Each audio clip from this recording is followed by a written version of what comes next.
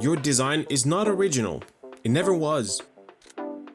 And that's not a failure. That's how design works. We like to imagine creativity as lightning striking from nowhere, a pure idea, untouched, uninfluenced. But no one invents from zero. Every pattern you use has ancestry. Every aesthetic you love has lineage. Every interface you admire is standing on something older.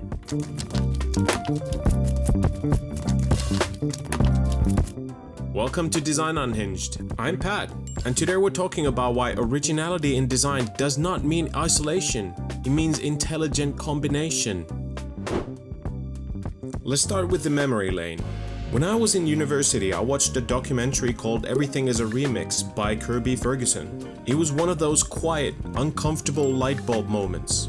The thesis was simple. All creative work follows the same pattern. Copy, transform, combine. It was a primordial explosion that shook my understanding of creativity. I had been clinging to the idea that originality meant inventing from nothing. And suddenly I saw it differently, not as isolation, but as transformation. Design is not conjured, it evolves. Bento grids did not appear from nowhere. They echo Swiss grid systems.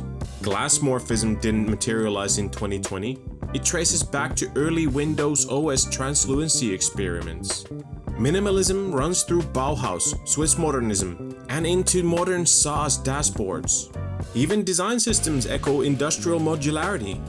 And beyond design, smartphones combine the PDA, the telephone, and the touchscreen. Streaming is radio, television, and the internet layered together.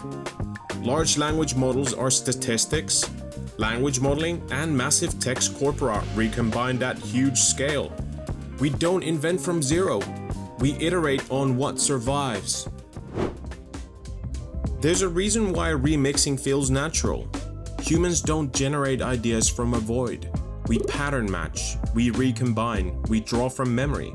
Cognitive science tells us that creativity is largely associative. Your brain stores fragments, images, patterns, references, experiences. When solving a problem, it doesn't invent from nothing. It searches, connects, and reshuffles. Exposure becomes vocabulary. Taste becomes curated memory. The more references you have, the richer your recombinations become, which is why exposure matters. If you only consume work that looks like your taste, your vocabulary stays narrow. If you only study what you already agree with, your recombinations stay predictable. Real growth comes from exposing yourself to work outside your preferences. Different industries, different eras, cultural contexts, and studying them critically. Not asking, do I like this? But asking, why does this work? What problem was it solving? What constraints shaped it? What assumptions is it built on? That is not imitation, it's building range. Neither is it fraud, that is how cognition works. But there's an important distinction here.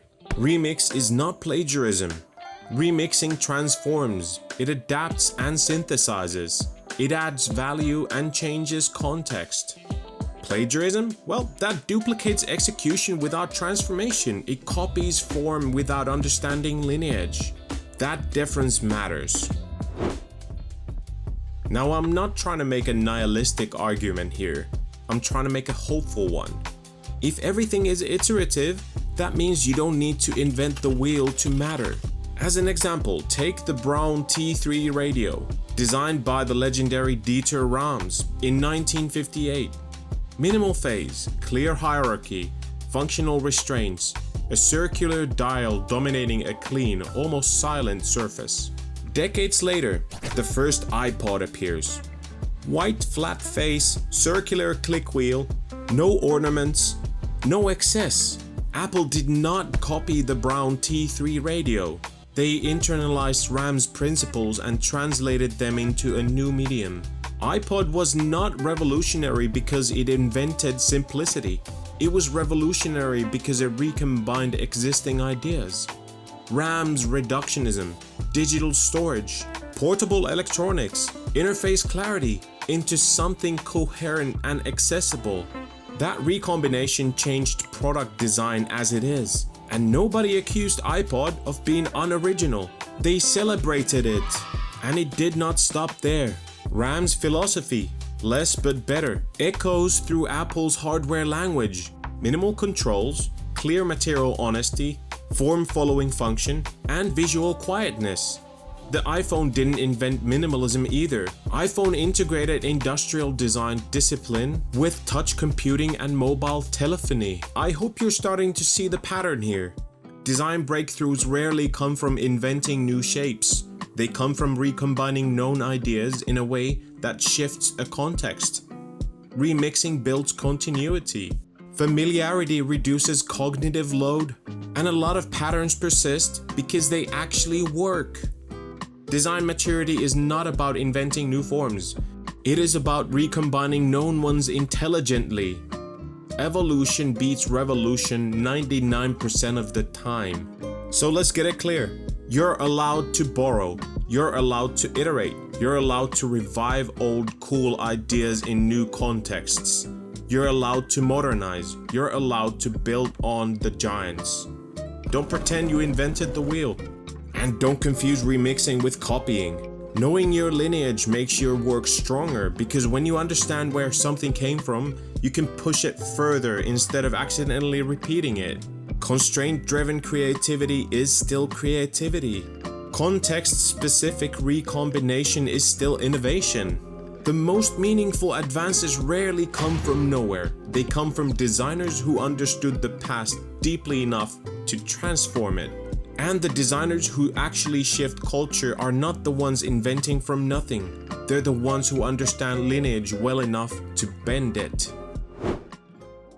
So, originality is not isolation. It is intelligent combination.